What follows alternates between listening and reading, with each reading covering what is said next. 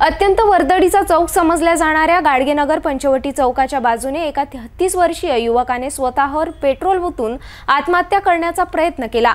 नागरिकांना दिसताच तात्काळ धाव घेऊन पेटून घेतलेल्या युवकाला वाचविण्यात आले। घटनास्थळी नागरिकांची मोठी गर्दी झाली होती।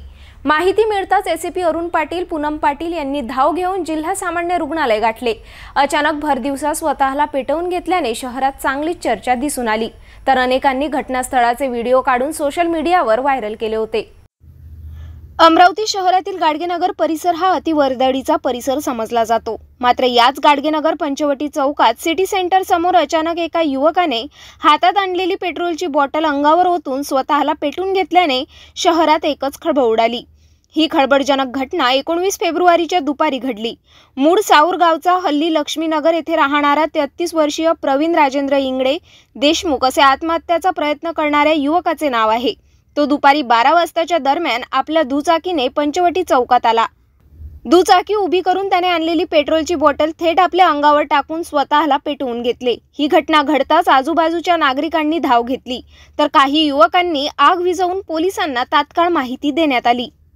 माहिती मिळताच गाडगेनगर पोलीस घटनास्थळी दाखल होऊन प्रवीण इंगडे याला तात्काळ जिल्हा सामान्य रुग्णालयात उपचाराकरिता दाखल करण्यात आले।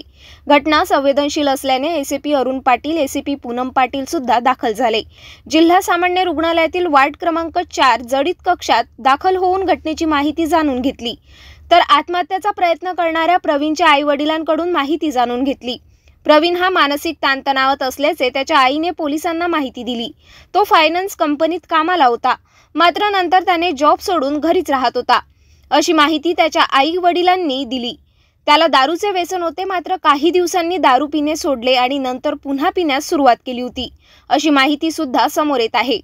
प्रवीण इंगडे आपल्या आई-वडिलांसोबत लक्ष्मीनगरातील गहुकार यांच्या घरी भाड्याने राहत आहे।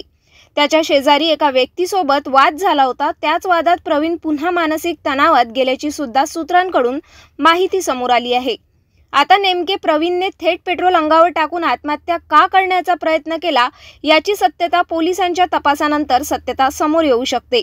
या जडित प्रकरणात प्रवीण हा 60% वर जळाल्याने त्याची प्रकृती चिंताजनक असल्याचे बोलले जात आहे।